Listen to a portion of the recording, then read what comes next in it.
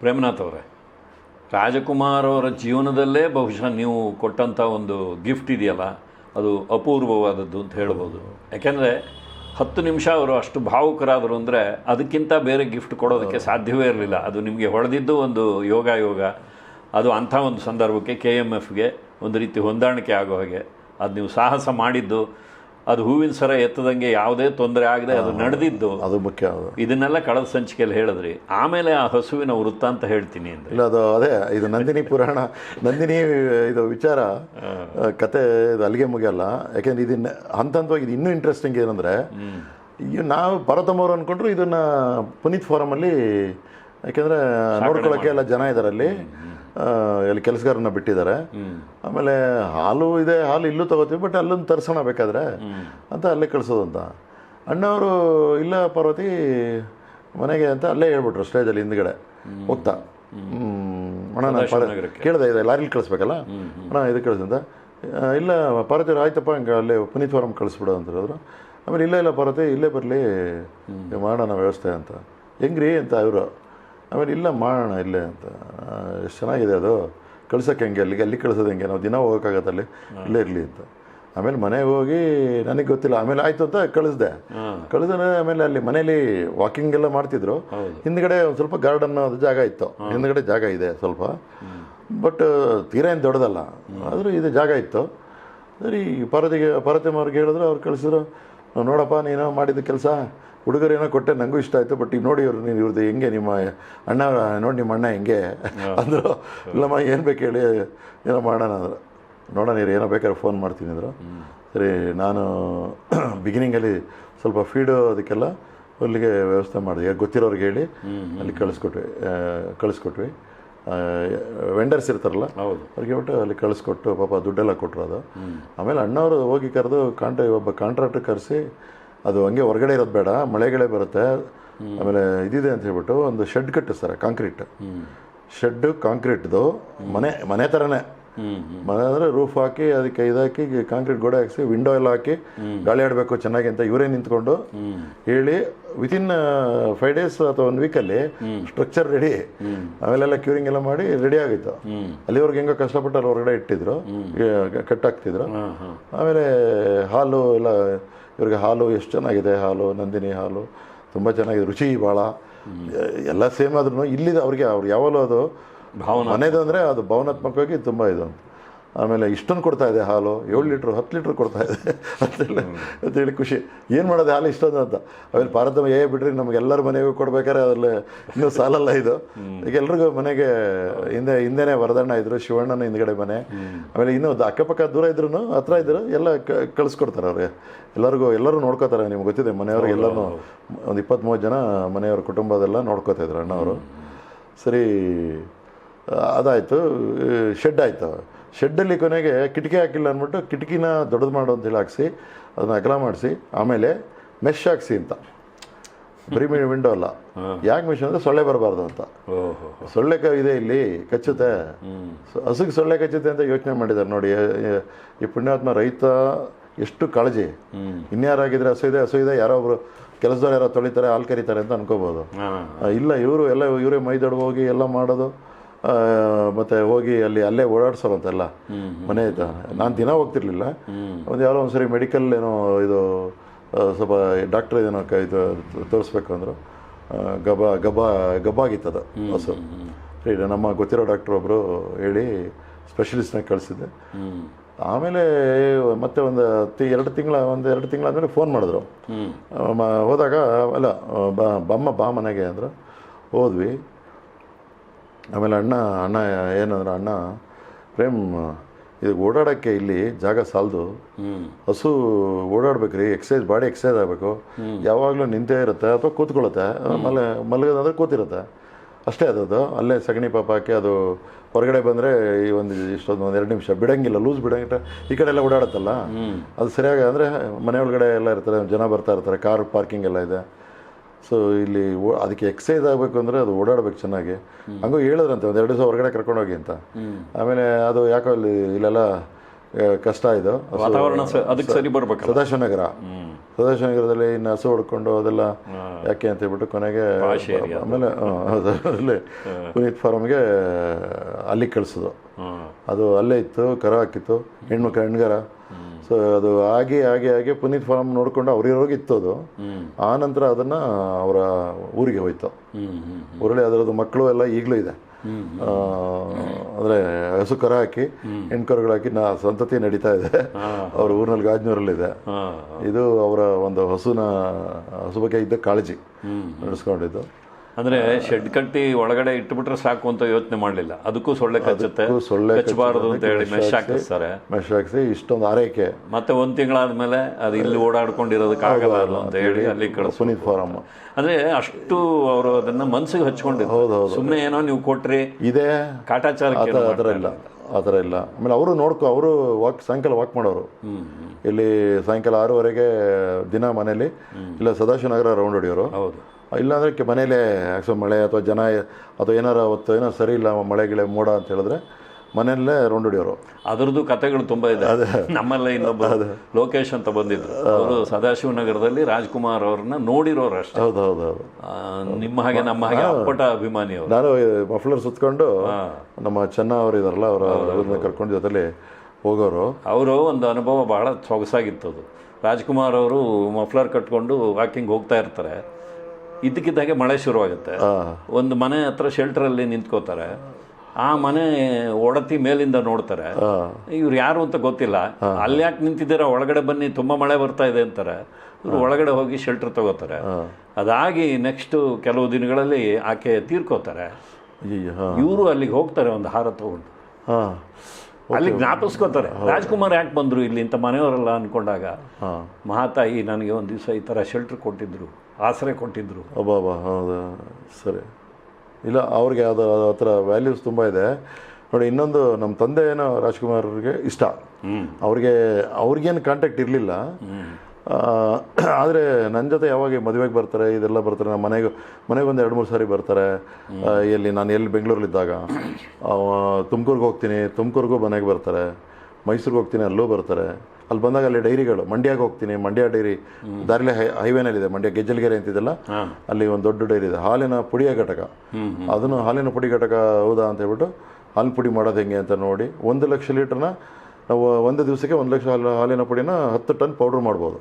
ಅಂದರೆ ಹಾಲಿನಲ್ಲಿರೋ ನೀರಿರುತ್ತೆ, ಹಾಲಿನಲ್ಲಿ 85% ನೀರಿರುತ್ತೆ ಅಂತ ಇಟ್ಕೊಳ್ಳಿ. ಆ ನೀರನ್ನ ತೆಗೆಯೋದೇ ಅದೊಂದು ದೊಡ್ಡ ಒಂದು ಯಂತ್ರ. ಮೇಲ್ಗಡೆಯಿಂದ ಹಾಲಿನ ಒಂದು ಸ್ಪ್ರೇ ಮಾಡಿದ್ರೆ ಹಾಟ್ ಏರ್ನ ಸರ್ಕ್ಯುಲೇಟ್ ಮಾಡ್ತೀವಿ. ಏನೋ ಇದು 100 ಡಿಗ್ರಿ ಅಲ್ಲ, ಇದು ಇನ್ನೂ 180, 200, 300, 250ವರೆಗೂ ಸ್ಟೀಮ್ ಅಲ್ಲ, ಹಾಟ್ ಏರ್, ಗಾಳಿ. ಆ ಹಾಟ್ ಏರ್ನ ಬಿಟ್ಟಾಗ ಹಾಲನ್ನ ಸ್ಪ್ರೇ ಮಾಡಿದಾಗ ಅದು ಮೇಲ್ಗಡೆಯಿಂದ ಕೆಳಗಡೆ ಬರೋ ಅಷ್ಟರಲ್ಲಿ ಪುಡಿ ಆಗ್ಬಿಡುತ್ತೆ ನೀರನ್ನೆಲ್ಲ ಹೋಗಿ. ಅದನ್ನು ಪುಡಿನ 1 ವರ್ಷ ಇಡ್ಬೋದು, ಏನು ಹಾಲು ಪುಡಿ ಒಳಗಲ್ಲ. ಮತ್ತೆ ಅದನ್ನು ಹಾಲು ಮಾಡಬೇಕಂದ್ರೆ ಆ ಪುಡಿನ ಹಾಕಿ ಅಷ್ಟೇ 85% ನೀರು ತೆಗೆದ್ವಲ್ಲ, ಈಗ 10 ಲೀಟ್ರಿಗೆ 1 kg ಪುಡಿ ಆಗುತ್ತೆ, ಪೌಡ್ರ್ ಆಗುತ್ತೆ. ಮತ್ತೆ ಹಾಲು ಮಾಡ್ಬೇಕಾದ್ರೆ 1 kg ಪೌಡ್ರ್ ಹಾಕಿದ್ರೆ 10 ಲೀಟ್ರ್ ಹಾಲು ಹಾಕಿದ್ರೆ 10 ಲೀಟ್ರ್ ಆಗುತ್ತೆ. ಅದೇ ಕಾಂಪೋಸಿಷನ್, ಅದೇ ಇದು ರುಚಿ, ಏನು ವ್ಯತ್ಯಾಸ ಆಗಲ್ಲ. ಫ್ಯಾಟ್ ಇದು ಏನು ಹೋಗಲ್ಲ. ಇದು ಏನು ಫ್ಯಾಟ್ ಇದೆ, ಪ್ರೋಟೀನ್ ಅಂಶ ಮಾತ್ರ, ಪ್ರೋಟೀನ್ ಇರುತ್ತೆ. ಅದು ಅದನ್ನು ಈಗ ಹಾಲು ಶಾರ್ಟೇಜ್ ಇರೋ ಕಂಟ್ರಿಗಳೆಲ್ಲ ಅದನ್ನು ಮಾಡ್ತಾರೆ. ಎಲ್ಲಿ ಹಾಲು ಕೊರತೆ ಇರುತ್ತೆ, ಬಾಂಗ್ಲಾದೇಶ ಅಂತ ಕಡೆ. ನಾವು ಒಂದು ಕಾಲದಲ್ಲಿ ನಾನು ಕೆಲಸಕ್ಕೆ ಸೇರಿದಾಗ ಹಾಲು ಕಮ್ಮಿ ಇತ್ತು. ಅವಾಗ ಪೌಡ್ರನ್ನ ತಗೊಂಡು ಎಲ್ಲೆಲ್ಲಿ ನಾನು ವಿದೇಶದಿಂದ ಬರೋದು ಪೌಡ್ರು, ಅವರು ಅಲ್ಲಿ ಇಟ್ಕೊಳಕ್ಕಾಗದೆ ಹೆಚ್ಚುವರಿ ಯುರೋಪಲ್ಲಿ ನಮ್ಮ ಈ ಡೆವಲಪಿಂಗ್ ಕಂಟ್ರೀಸ್ ಅಂತ ಅವರಿಗೆ ಉಚಿತವಾಗಿ ಕೊಡೋರು. ಉಚಿತವಾಗಿ ಕೊಡೋದನ್ನು ನಮ್ಮ NDDB ಅವ್ರು ಏನು ಮಾಡೋರು, ಒಂದು 30%, ಒಂದು 25% ದುಡ್ಡು ತೊಗೊಂಡು ನಮಗೆ ಕೊಡೋರು. ಉಚಿತವಾಗಿ ಕೊಟ್ಟರೆ ಎಲ್ಲ ನಾವು ಹಾಳು ಮಾಡ್ತೀವಿ ಅಂದ್ಬಿಟ್ಟು ಅದನ್ನು ನಾವು ಅವರು ಡೈರಿ ಡೆವಲಪ್ಮೆಂಟ್ ಮಾಡೋಕ್ಕೆ ಇನ್ನು ಉಳಿದಿದ್ದನ್ನು ಡೆವಲಪ್ ಮಾಡೋರು. ಹಿಂಗೆ ಡೈರಿ ಬೆಳೆದಿದ್ದು ನಮ್ಮದು. ಈ ಪೌಡ್ರನ್ನ ನಮ್ಮದು ಒಂದು 10 ವರ್ಷ ನಾವು ಪೌಡ್ರ್ ಹಾಕಿ ಮಾಡ್ತಿದ್ವಿ ಬೇಸಿಗೆ ಕಾಲದಲ್ಲಿ. ಈಗ ಸಮೃದ್ಧಿ ಕಾಲ, ನಮಗಿರೋ ಹಾಲು ಈಗ ನಮಗೆ ಈಗ 1 ಕೋಟಿ, ಈಗಿನ ಪ್ರಸ್ತುತ 1,07,00,000 ಹಾಲು ಬರ್ತಾ ಇದೆ ಬೇಸಿಗೆ ಕಾಲದಲ್ಲೂ. ಆದರೆ ನಮ್ಮದು ಮಾರಾಟ ಆಗೋದು 50 ಲಕ್ಷ 60 ಲಕ್ಷ. ಮಿಕ್ಕಿದನ್ನ ಪ್ರಾಡಕ್ಟ್ಸ್ ಮಾಡಬೇಕು, ಅದೊಂದು 10 ಲಕ್ಷ. ಹೊರ ರಾಜ್ಯಗಳಿಗೆ ಕಳಿಸ್ತೀವಿ, ತಮಿಳ್ನಾಡು, ಕೇರಳ ಎಲ್ಲರಿಗೂ ಹಾಲು ಕೊಡ್ತೀವಿ. ಅವ್ರು ನೀರು ಗಲಾಟೆ ಮಾಡ್ತಾರೆ, ಹಾಲು ಕೊಡ್ತೀವಿ ಅವ್ರಿಗೆ. ಆದರೆ ಅವ್ರಿಗೆ ಬೇಕು ಅಂತ ಹೇಳ್ಬಿಟ್ಟು ನಮ್ಗೆ ಹೆಚ್ಚುವರಿ ಕೊಡ್ತೀವಿ ಹಾಲು. ಅವ್ರೇನು ಬರೀ ನೀರಿಗಷ್ಟೇ ಅಲ್ಲ, ಅವ್ರನ್ನ ಭಾಳ ವಿಚಾರದಲ್ಲಿ ನಮಗೂ ಅವರು ಅಭಿನಂದನೆ ಹೇಳಬೇಕು. ಶಾರ್ಟೇಜ್ ಇರೋ ಕಡೆ ಕೇರಳ ಇವಾಗಲೂ ಹೋಗುತ್ತೆ. ಹಾಗೆ ಶಾರ್ಟೇಜ್ ಇರೋ ಕಡೆ ಮಹಾರಾಷ್ಟ್ರ, ಡೆಲ್ಲಿ ಅದಕ್ಕೆ ಈಗಲೂ ಶಾರ್ಟೇಜ್ ಇದೆ. ಹಾಲಿದ್ರೆ ಹಾಲು ತಗೋತಾರೆ, ಇಲ್ಲಾಂದರೆ ಪೌಡ್ರು. ನಮ್ಮದು ಸಮೃದ್ಧಿ ಅದೇನೋ ಇದು ಕರ್ನಾಟಕ, ನಮ್ಮ ಅಧಿಕಾರಿಗಳು ಮತ್ತು ಈ ಥರ ಉಚಿತವಾಗಿ ರಾಜ್ಕುಮಾರ್, ಪುನೀತ್, ಉಪೇಂದ್ರ ಕೂಡ ಮಾಡ್ತಾರೆ, ಶಿವಣ್ಣ ಕೂಡ ಮಾಡಿದ್ದಾರೆ. ಅವರೆಲ್ಲ ಉಚಿತವಾಗಿ ಪ್ರಚಾರ ಮಾಡ್ತೀವಿ. ಪುನೀತ್ ಅವ್ರು ಹೇಗೆ ಬಂದಿದ್ದು ಇದಕ್ಕೆ? ಅದು ಹೇಳ್ತೀನಿ. ಈ ಥರ ಪ್ರಚಾರ ಆಗಿ ಅಥವಾ ಒಂದು ಎಲ್ಲ ಕಡೆಗೂ ಗೌರ್ಮೆಂಟಿಂದ ದುಡ್ಡು ಬರುತ್ತೆ, ಆದರೆ ಇಲ್ಲಿ ಮಾತ್ರ ಕರ್ನಾಟಕ ಸಕ್ಸಸ್ ಆಗುತ್ತೆ. ಅದೇ ದುಡ್ಡು, ಅದೇ ಇದು ಸಿಸ್ಟಮ್, ಅದೇ ಅಮೂಲ್ ಪ್ಯಾಟ್ರನ್ ಅಂತ ಕುರಿಯನ್ ಅವ್ರದ್ದೇ ಮಾದರಿ. ಎಲ್ಲ ಕಡೆ ಅಮೂಲ್ ಅಂತ ಏನು ಲೀಡರ್ ಇದೆ, ಅದೇ ಪಾಲಿಸಿನ ಇಡೀ ರಾಜ್ಯದಲ್ಲಿ, ಇಡೀ ಭಾರತದಲ್ಲಿ ಮಾಡ್ತೀವಿ. ಬಟ್ ಈಗ ಎದ್ದಿರೋದು ನಿಂತಿರೋದು ಕರ್ನಾಟಕ, ಅದು ಹೆಮ್ಮೆ ವಿಚಾರ. ಅಣ್ಣವರ ಆಶೀರ್ವಾದನೋ, ನಮ್ಮ ಅಧಿಕಾರಿಗಳ ಶ್ರಮ ಇದೆ, ಸಿಬ್ಬಂದಿ ಶ್ರಮ, ರೈತರು ನಿಂತಿರೋದು. ಅಲ್ಲಿ ರೈತರೆಲ್ಲ ಪ್ರೈವೇಟಿಗೆ ಕೊಟ್ಬಿಡ್ತಾರೆ, ಬೇರೆ ಕಡೆ ಈ ಸರ್ಕಾರಿ ಕೊಡಲ್ಲ. ಕಾರಣ ಇರ್ಬೋದು, ಇವರು ಸರಿಯಾಗಿ ದುಡ್ಡು ಕೊಡಲ್ಲ, ಸರಿಯಾಗಿ ನಡೆಸ್ಕೊಂಡೇ ಇರ್ಬೋದು. ನಮ್ಮ ಮ್ಯಾನೇಜ್ಮೆಂಟು ನಿಷ್ಠವಾಗಿ ನಡ್ಕೊಂಡಿದೆ, ಅದರಿಂದ ರೈತರಿಗೆ ನಮ್ಮ ಮೇಲೆ ನಂಬಿಕೆ ಇದೆ. ಹಂಗೆ ಗ್ರಾಹಕರು ಹಂಗೆ ಇದ್ದಾರೆ. ನೀವು ಮೊನ್ನೆ ಯಾವುದೋ ಇದಾದಾಗ ಅಮೂಲ್ಗೆ ಕೊಟ್ಬಿಡ್ತಾರಂತೆ ಅಥವಾ ಇನ್ನೇನೋ ಅಂತ ಹೇಳಿದಾಗ ಗ್ರಾಹಕರೇ ದೊಡ್ಡ ಚಳವಳಿ ಮಾಡಿದ್ರು. ಅಮೂಲ್ಗೆ ಯಾವುದೇ ಕಾರಣ ಕೊಡಬಾರ್ದು, ನಂದಿನಿ ನಮ್ಮ ಕರ್ನಾಟಕದ ಅಸ್ಮಿತೆ ಅಂತ ದೊಡ್ಡದಾಗಿ ಮಹಿಳೆಯರು ತುಂಬ, ನಿಮ್ಮ ಮನೇಲಿ ಕೇಳಿ, ನಂದಿನಿ ಬಿಟ್ಟು ಬೇರೆ ಯಾವ್ದಾರ ಬೇಡ ಅಂತಾರೆ. ಆ ಥರ ಒಂದು ಇದು. ಸೊ ನಾನು ರಾಜ್ಕುಮಾರ್ ವಿಚಾರಕ್ಕೆ ಬಂದರೆ ನಂತರ ನಮ್ಮ ತಂದೆಯವರಿಗೆ ಒಂದು ಅವ್ರ ಬಗ್ಗೆ, ರಾಜ್ಕುಮಾರ್ ಬಗ್ಗೆ ಎಕ್ಸೈಟ್ಮೆಂಟ್ ಭಾಳ ಇರುತ್ತೆ. ಸೊ ಮನೆಗೆ ಬಂದಾಗೆಲ್ಲ ಅಷ್ಟೇ, ಮತ್ತು ಕಾರ್ಯಕ್ರಮಗಳೇ ಭೇಟಿ ಮಾಡೋದು. ಅವರು ಸ್ವಲ್ಪ ಎಮೋಷನಲ್ ಆಗಿಬಿಡ್ತಾರೆ ಬೇಗ. ನಾವೆಲ್ಲ ಸ್ವಲ್ಪ ಹಿಡಿತದಲ್ಲಿ ಕಂಟ್ರೋಲ್ ಮಾಡ್ಕೊಂಡ್ರೆ ಅವರು ಆ ಥರ. ಒಂದ್ಸರಿ ಅವರು ಹಾರ್ಟ್ ಪೇಷಂಟ್, ನಮ್ಮ ಫಾದರ್. ಒಂದ್ಸರಿ ಹಾರ್ಟ್ ಸ್ವಲ್ಪ ಪ್ರಾಬ್ಲಮ್ ಆಗಿ ಹಾಸ್ಪಿಟ್ಲಿಗೆ, ಮಲ್ಲಿಗೆ ಹಾಸ್ಪಿಟ್ಲು ನಮ್ಮ ಚೇಂಬರ್ ಹತ್ರ ಇದೆಯಲ್ಲ, ಫಿಲ್ಮ್ ಚೇಂಬರ್ ಹತ್ರ, ಅಲ್ಲಿಗೆ ಅಡ್ಮಿಟ್ ಆಗಿರ್ತಾರೆ. ಇವರು ಅಣ್ಣವರು ಯಾವಾಗ ಹೋದ್ರು ಅಷ್ಟೇ ನಮ್ಮ ಮನೆಯವ್ರ ಬಗ್ಗೆ, ನನ್ನ ಪತ್ನಿ ಬಗ್ಗೆ ಎಲ್ಲ ವಿಚಾರಿಸ್ತಾ ಇರ್ತಾರೆ. ನನ್ನ ಮಗ ಅಂದರೂ ಭಾಳ ಇದು. ನನ್ನ ಮಗ ಹುಟ್ಟಿದಾಗ ಬರ್ತಾರಲ್ಲ ನೋಡಿ, ಅವ್ರ ಬಾಯಲ್ಲಿ ಬರೋದು ಏನು ಅನ್ನೋದಕ್ಕೆ ನೋಡ್ಬಿಟ್ಟು ಎತ್ಕೊಂಡು ನೋಡಿ, ಆಗ ಅಗೇನ್ ಎಮೋಷನಲ್. ಗಂಡು ಮಗು ಅವನಿಗೆ ನೋಡಿ ಅವರೇ ಎತ್ಕೊಂಡು ಮೈಸೂರಿನಲ್ಲಿ ಎತ್ಕೊಂಡು ಒಂದು ಮಾತು ಹೇಳ್ತಾರೆ, ಬೇರೆ ಎಲ್ಲ ಒಳ್ಳೇದಾಗಲಿ ಅದು ಇದು ಅಂತ ಹಂಗೆ ಅಷ್ಟಕ್ಕೆ ನಿಲ್ಲಿಸಲ್ಲ ಅವರು. ಅವರು ಪರತಮ್ಮವರು ಬಂದಿರ್ತಾರೆ, ಪ್ರೇಮ್ ನಿಮ್ಮ ಮಗ, ನೀವು ಇವತ್ತಿಂದ ಅವನ ಬಗ್ಗೆ ಯೋಚನೆನೇ ಮಾಡಬೇಡಿ, ಅವನು ನಿಮ್ಗೆ ಯಾವುದಕ್ಕೂ ತೊಂದರೆ ಕೊಡಲ್ಲ, ನಿಮಗೆ ಯಾವುದೇ ಒಂದು ಜವಾಬ್ದಾರಿ ಕೊಡಲ್ಲ, ಅವನು ಎಲ್ಲೋ ಹೋಗ್ತಾನೆ, ಅವನಿಗೆ ಆ ಥರ ಒಂದು ಅವನಿಗೆ ಒಳ್ಳೇದಾಗುತ್ತೆ, ಅವನು ಆ ಥರ ನನಗೆ ಅನಿಸ್ತಾ ಇದೆ, ಹಂಗೆ ಆಗಲಿ ಅಂತ ಅವನಿಗೆ ಅವ್ರು ಎತ್ಕೊಂಡು ಮಗ ಹೇಳ್ತಾರೆ. ನಾವು ಹೇಳಿದ್ರೆ ಅವಾಗೆಲ್ಲ ನಮಗೆ ಸೀರಿಯಸ್ ಆಗಿ ಅವೆಲ್ಲ ಹೋಗಿರಲ್ಲ, ಖುಷಿ ಆಗುತ್ತೆ ಅಷ್ಟೇ, ಸಂತೋಷ ಆಗುತ್ತೆ ಸರ್ ನೋಡಿದ್ರೆ. ಅವ್ನು ಯಾವ ಸ್ಕೂಲ್ಗೆ ಈಗ ನೀವು ಯಾರೇ ನಿಮ್ಮ ಮಕ್ಕಳಿಗೆ, ನಮ್ಮ ಮಕ್ಕಳಿಗೆ ಅಡ್ಮಿಟ್ ಮಾಡಬೇಕು ಅಂದರೆ ಇಂಟ್ರೋ ಅಟೆಂಡ್ ಮಾಡಬೇಕು, ಕ್ಲಾಸ್ಗೆ ಹೋಗಬೇಕು, ಕ್ಯೂನಲ್ಲಿ ನಿಂತ್ಕೋಬೇಕು, ಅಪ್ಲಿಕೇಶನ್ ತೊಗೋಬೇಕು. ಇವತ್ತರೆಗೂ ನಾನು ಯಾವ ಶಾಲೆ ಇದಕ್ಕೂ ಹೋಗಿಲ್ಲ, ಯಾವ ಪ್ರಿನ್ಸಿಪಾಲ್ ಭೇಟಿ ಮಾಡಿಲ್ಲ, ಯಾವ ಇದಕ್ಕೂ ಸ್ಕೂಲ್ ಮೀಟಿಂಗ್ ಆಗಲಿ ಯಾವುದಕ್ಕೂ ಹೋಗಿಲ್ಲ. ಅಂದರೆ ಅವನು ಉದ್ದಕ್ಕೂ ಮೆರಿಟಲ್ಲೇ ಬಂದ್ಬಿಟ್ಟ, ಟಾಪಲ್ಲಿದ್ದಾನೆ. ಕೊನೆಗೆ ಎಲ್ಲಿಗೆ ಬರ್ತಾನೆ ಅಂದರೆ CET ಮಂಡ್ಯದಲ್ಲಿ ಶುರು ಮಾಡ್ತಾನೆ. ಆಮೇಲೆ ಕ್ರೈಸ್ಟ್ ಎದುರುಗಡೆ ನಮ್ಮ KMF ಕ್ರೈಸ್ಟ್ ಸ್ಕೂಲು, ಕಾಲೇಜ್ಗೆ ಬೇರೆ ವಿಜಯ ಕಾಲೇಜ್ ಬರ್ತಾನೆ. ಎಲ್ಲ ಕಡೆ ಮೆರಿಟಲ್ಲಿ ಸೀಟ್ ತಗೋತಾನೆ, ಯಾವ ಕಷ್ಟಪಡಬೇಕಾಗಿಲ್ಲ, ಡೊನೇಷನ್ ಅದು ಇಲ್ವೇ ಇಲ್ಲ. ಆಮೇಲೆ CET ಅದರಲ್ಲೂ ಟಾಪ್ 200 ಬರ್ತಾನೆ. PS ಅಲ್ಲಿ ಮೆರಿಟ್ ಸೀಟ್ ಸಿಗುತ್ತೆ. ಅದಾದಮೇಲೆ ಅಲ್ಲೇ ಕಾಲೇಜ್ನಲ್ಲಿ ಒಬ್ಬರು ನಮ್ಮ ಸೊಸೆ ಅಲ್ಲೇ ಓದ್ತಾ ಇರ್ತಾಳೆ, ಒಳ್ಳೆ ಹುಡುಗಿ, ತುಂಬ ಅಂದರೆ ಇವತ್ತು ನಾನು ಇಷ್ಟು ವರ್ಷ ಆದಮೇಲೆ ಹೇಳ್ತಾ ಇದ್ದೇನೆ, ಅಷ್ಟು ಒಳ್ಳೆ ಹುಡುಗಿ. ಅವ್ರಿಗೆ ಭೇಟಿಯಾಗಿ ಸ್ನೇಹ ಬರುತ್ತೆ, ಪ್ರೀತಿಸ್ತಾರೆ. ಸರಿ, ನಾವು ಅವ್ರ ಕಡೆಯವರು ನಮ್ಮ ಕಡೆಯವರು ಒಪ್ಕೋತೀವಿ. ಅವರು ಒಂಥರ ಅಂದರೆ ಟಚ್ ವುಡ್ ಅಷ್ಟು ಚೆನ್ನಾಗಿ ಅವ್ರ ಆಶೀರ್ವಾದ. ನಾನು ಅವಾಗೆಲ್ಲ ಅನ್ಕೊಳ್ಳೋದು, ಅಣ್ಣವ್ರು ಹಿಂಗೆ ಹೇಳಿದ್ರಲ್ವಾ, ನಾನು ಬೇರೆ ನನ್ನ ಮಗ ಹಾಗೆ ನನ್ನ ಮಗನಿಗೆ ಎಲ್ಲಿ ಕೆಲಸ ಸಿಗುತ್ತೆ, ಅವಳಿಗೂ ಅದೇ ಇದರಲ್ಲಿ ಕೆಲಸ ಸಿಗುತ್ತೆ. ಇಲ್ಲಿದ್ದಾಗಲೇ they both get job at the American ಕಂಪನಿನಲ್ಲಿ ಇಬ್ರಿಗೂ ಸಿಗುತ್ತೆ. ಈಗ ಈಗಿನ ಕಾಲದಲ್ಲಿ ನಾವು ಒಂದು ಕಡೆ ಗಂಡ ಒಂದು ಕಡೆ ಹೆಂಡತಿ ಒಂದು ಕಡೆ, ಬೆಂಗಳೂರೊಬ್ಬರು ಮೈಸೂರೊಬ್ಬರು ಹಿಂಗೆಲ್ಲ ಓಡೋಂಥ ಕಾಲದಲ್ಲಿ ಅಲ್ಲಿ ಆ ಥರ ಸಿಕ್ಕಿ ಇಬ್ಬರು ಒಳ್ಳೆ ಕೆಲಸದಲ್ಲಿ ಇರ್ತಾರೆ. ಮಕ್ಕಳು ದೇವರು ಆಶೀರ್ವಾದ ಮಾಡಿದ್ದಾರೆ, ಒಳ್ಳೆ ಮಕ್ಕಳು, ವಿದ್ಯಾಭ್ಯಾಸ ನಡೀತಾ ಇದೆ. ಅದೆಲ್ಲ ಈಗ ನೆನೆಸ್ಕೋತೀನಿ. ಅವನು ಏನು ನಮಗೆ ಅವ್ನ ಮಗನಿಂದ ಒಂದು ಯಾವುದೇ ತೊಂದರೆ ಅಥವಾ ಒಂದು ಹೊಣೆಗಾರಿಕೆ ಅಂದರೆ ಆ ಥರ ಯೋಚನೆ ಬಿಟ್ಬಿಡಿ ಅಂದ್ರಲ್ಲ ಅವರು. ಅವರು ಹಾಗೆ ನಿಜ ಆಯ್ತಲ್ಲ ಅಷ್ಟು ಇದಕ್ಕೆ ಅವನು ಹಾಗೆ ಥರ. ಈಗ ನನ್ನ ಎಷ್ಟೋ ಸರ ನನ್ನ ಇದು ಮಾಡಿದಾರೆ, ಅವನ ಹತ್ರ ಗಾಂಧಿ ಥರ ಅವನ ಯಾವುದೇ ಕೆಟ್ಟ ಅಂದರೆ ಹೇಳ್ಕೋಬಾರ್ದು, ಆ ಥರ ಒಂದು ಸ್ವಭಾವದಲ್ಲಿದ್ದಾನೆ. ನಾನು ಕಲರ್ ಶರ್ಟ್ ಹಾಕಿದ್ರೆ ಅವ್ನು ಪ್ಲೇನ್ ಶರ್ಟ್ ಹಾಕ್ತಾನೆ. ಈ ಥರ ಎಲ್ಲ ಆಶೀರ್ವಾದ, ಮಗ ಸೊಸೆ ಮಕ್ಕಳು ಎಲ್ಲರೂ ದೇವರ ಆಶೀರ್ವಾದ ಹಾಗೆ ಇರಲಿ ಅಂತ ನಾನು ಕೇಳ್ಕೊತೀನಿ. ನಮ್ಮ ತಂದೆ ವಿಚಾರ ಹೇಳಿದಾಗ ತಂದೆ ನಾನು ಡೈವರ್ಟ್ ಆದೆ, ಮಲ್ಲಿಗೆ ಆಸ್ಪತ್ರೆಯಲ್ಲಿ ಅಡ್ಮಿಟ್ ಆಗಿರ್ತಾರೆ.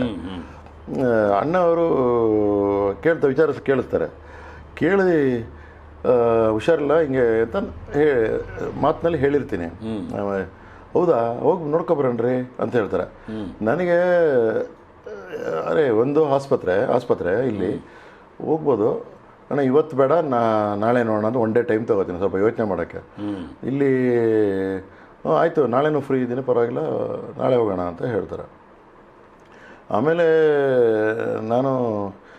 ಯಾಕೋ ಯೋಚನೆ ಮಾಡ್ತಾರೆ, ಪ್ರೇಮ್ ಯಾಕೆ ಏನೋ ತೊಂದರೆ ಹೋಗಿ ಬಂದ್ಬಿಡೋಣ, ಇವಾಗ ಮನೇಲಿ ಇದ್ದೀರ, ನಾನು ಮನೆಗೆ ಹೋಗಿರ್ತೀನಿ ಅವ್ರ ಮನೇಲಿ, ನೋಡ್ರಿ ಹೋಗೋಣ ಅಂತ ಹೇಳ್ಬಿಟ್ಟು ಡ್ರೈವರ್ ಕರೀತಾರೆ, ಹೋಗಿ ಪರವಾಗಿಲ್ಲ ಹೋಗೋಣ ಅಂತ. ನಾನು ಅಲ್ಲಿ ಫೋನ್ ಮಾಡ್ತೀನಿ. ನನ್ನ ತಂಗಿ ನೋಡ್ಕೋತಾ ಇರ್ತಾರೆ, ಡಾಕ್ಟರ್ ಸುಜಾತ, ಅವಳು ಡಾಕ್ಟ್ರು, ಬಟ್ ಇಲ್ಲಿ ಮಲ್ಲಿಗೆ ಹಾಸ್ಪಿಟಲ್ ಇರ್ತಾರೆ, ಬಟ್ ಅವಳು ಅಲ್ಲಿರೋ ಬಟ್ ಬಂದು ನೋಡ್ಕೋತಾ ಇರ್ತಾಳೆ. ಇದು ಅಣ್ಣವರು ಬರ್ತಾ ಇದ್ದಾರೆ ಅಂತ. ಹೌದಾ ಅನ್ಎಕ್ಸ್ಪೆಕ್ಟೆಡ್ ಅಂತೇಳಿ ಅವ್ರಿಗೆ ಸ್ವಲ್ಪ. ಆಮೇಲೆ ನಮಗೇನಂದ್ರೆ ತಂದೆ ಹಾರ್ಟ್ ಪೇಷಂಟು, ಅವ್ರಿಗೆ ಎಮೋಷನಲ್ ಎಕ್ಸೈಟ್ಮೆಂಟ್. ರಾಜ್ಕುಮಾರ್ ನೋಡಿ ಏನಾದ್ರು ಇನ್ನೊಂಥರ ನೆಗೆಟಿವ್ ಆಗಿಬಿಡಬಾರ್ದು ಏನಂತ ನನಗೆ ಅದು ಭಯ ಇರುತ್ತೆ, ಏನು ಮಾಡೋದು ಅಂತ. ಅಣ್ಣವ್ರು ಪಾಪ ಅಣ್ಣವ್ರಿಗೆ ಹೇಳಂಗಿಲ್ಲ, ಅವ್ರು ಪಾಪ ಬರ್ತೀನಿ ಅಂತ ಅವರು ತುದಿಗಾಲಲ್ಲಿ ನಿಂತಿದ್ದಾರೆ. ಅವ್ರದ್ದು ಕಾಳಜಿ ಬೇರೆ, ಇವತ್ತೇ ಹೋಗೋಣ ನಾಳೆ ಯಾಕೆ, ಅವ್ರಿಗೇನೋ ಇಂಟ್ಯೂಷನ್ ನಾಳೆ ಹೋಗಿ ಬರೋಣ. ಪಾಪ ಅಂತೂ ಡ್ರೈವರ್ ಅವ್ರಿಗೆ ರೆಗ್ಯುಲರ್ ಗಾಡಿ ಇರಲ್ಲ, ಇನ್ನೊಂದು ಯಾವುದೋ ಚಿಕ್ಕದು ಒಂದು ಮಾರುತಿ ಇರುತ್ತೆ, ಅದು ನಡ್ರಿ ಅದ್ರಲ್ಲಿ ಹೋಗೋಣ ಅಂತ ಕರ್ಕೊಂಡು ಮಲ್ಲಿಗೆ ಹಾಸ್ಪಿಟ್ಲಿಗೆ ಬಂದು ಸಾಯಂಕಾಲ ಟೈಮು ಎಲ್ಲರಿಗೂ ಹಾಸ್ಪಿಟ್ಲ್ ಅವ್ರಿಗೆಲ್ಲ ಶಾಕ್. ಇವರು ನಮ್ಮ ತಂದೆ ನೋಡಿದಾಗ ನನಗೆ ಮೊದಲೇ ಸ್ವಲ್ಪ ಪ್ರಿಪೇರ್ ಮಾಡು ಅಂತ ತಂಗಿಗೆ ಹೇಳ್ತೀನಿ, ಅವ್ರಿಗೆ ಸಡನ್ ಶಾಕ್ ಆಗಬಾರ್ದು ರಾಜ್ಕುಮಾರ್ ಅಂತ ಹೇಳಿ ಸ್ವಲ್ಪ ಸಮಾಧಾನ. ಅಂದರೆ ಬರ್ತಾರೆ, ನೀವೆಲ್ಲ ಇದು ಮಾತಾಡಬಾರ್ದು, ಜಾಸ್ತಿ ಏನು ಮಾತಾಡಬಾರ್ದು ಅಂತ ಹೇಳಿ ಅಥವಾ ಕಂಟ್ರೋಲ್ ಮಾಡಿ ಆ ಥರ ಒಂದು ಸನ್ನಿವೇಶ ನನಗೂ ಅಂದರೆ ಇಲ್ಲಿ ನಾನು ಹೇಳ್ಬೇಕಾದ್ರೆ ಅಣ್ಣವ್ರ ಕಾಳಜಿ. ಹುಷಾರಿಲ್ಲ ಅಂದರೆ ಬಂದು ನೋಡೋದು ಅದೆಲ್ಲ ತುಂಬ ಇದೆ. ತಂದೆ ಉಪಚಾರ ಕೇಳೋದಲ್ಲ. ಅದೇ ಹಾಗಾಗಿ ಹೆಂಗೋ ಒಂದು ಬ್ಯಾಲೆನ್ಸ್ ಮಾಡ್ಕೊಂಡು ಬೇಕು ಕರ್ಕೊಬಂದ್ಬಿಡ್ತೀವಿ, ಅಣ್ಣ ಹೋಗೋಣ ಇಲ್ಲಿ ಬೇರೆಯವ್ರು ಬರ್ತಾ ಇದ್ದಾರೆ ಅಂತ. ಸರಿ, ತಂದೆ ಭಾಳ ನೆನೆಸ್ಕೋತಾರೆ. ಆಮೇಲೆ ತಂದೆ ಇನ್ನೊಂದು ಏನಂದರೆ ಅವ್ರಿಗೆ ಪುನೀತ್ ಫಾರಮಲ್ಲಿ ಹೀಗೆ ಮಾತಾಡಬೇಕಾದ್ರೆ ನನ್ನ ತಮ್ಮ ರವಿ ಅಂತ ಇದ್ದಾನೆ, ಅವನಿಗೆ ಕಲಾವಿದರ ಸಂಘದಲ್ಲಿ ಮ್ಯಾನೇಜರ್ ಆಗಿದ್ದಾನೆ, ಗೊತ್ತಿರ್ಬೋದು. ಆ ಕಡೆ ಕಾರ್ಯಕ್ರಮ ಹೋದರೆ ಅವನು ಶಿವಣ್ಣಗೆ ಮ್ಯಾನೇಜರ್ ಆಗಿದ್ದ, ಅವನು ನಮ್ಮ ಶಿವರಾಜ್ ಕುಮಾರ್ಗೆ. ಅದು ಹೆಂಗೆ ಬಂದ ಅಂದರೆ ಅವನು ಕೊಡಗಲ್ಲಿ ನಮ್ಮದೊಂದು ಸಣ್ಣ ಲ್ಯಾಂಡ್ ಇರುತ್ತೆ, ಕಾಫಿ ತೋಟ, ಒಂದು 10 acres ಇರುತ್ತೆ ಆಗ, ಈಗಿಲ್ಲ. ಅವನು ಅದನ್ನು ನೋಡ್ಕೋತಾ ಇರ್ತಾನೆ. ಅವ್ನು ವಿದ್ಯಾಭ್ಯಾಸ ಎಲ್ಲ ಬಿಟ್ಟು PUCಗೆ ಬಿ ಎ ಮಾಡ್ತಾ ಇರ್ತಾನೆ ಕ್ರೈಸ್ಟ್ ಇದರಲ್ಲಿ. ಮತ್ತು ಅಲ್ಲಿಗೆ ನೋಡ್ಕೊಳಪ್ಪ ಅಂತ ನಮ್ಮ ತಂದೆ ಅಲ್ಲಿ ನೋಡ್ಕೊಳ್ಳೇಬೇಕು ಕಾಫಿ, ಇಲ್ಲಾಂದರೆ ಅದು ಹಾಳಾಗತ್ತೆ. ಸರಿ, ಅವನು ಅಲ್ಲೇ ಹೋಗಿ ಕರೆಸ್ಪಾಂಡೆನ್ಸಲ್ಲಿ ಮಾಡ್ತೀನಿ ಅಂತ ಹೋಗ್ತಾನೆ. ಹಂಗೆ ಮಾಡ್ತಾ ಇರ್ಬೇಕಾದ್ರೆ ಮಧ್ಯದಲ್ಲಿ ಬಂದಾಗ ಸಮಾರಂಭದ ಭೇಟಿ ಆದಾಗ ಏನು ಮಾಡ್ತಿದ್ದೆ, ಕೊಡಗಲ್ ಕಾಫಿ ತೋಟ ಮಾಡಿದಾಗ ಹಿಂಗೆ ಅದು ಇದು ಮಾತಾಡ್ತಾ ಇರ್ತಾರೆ. ಅವನು ಪರಿಚಯ ಆಗ್ತಾನೆ ಅವನಿಗೆ, ಅಣ್ಣವ್ರಿಗೆ.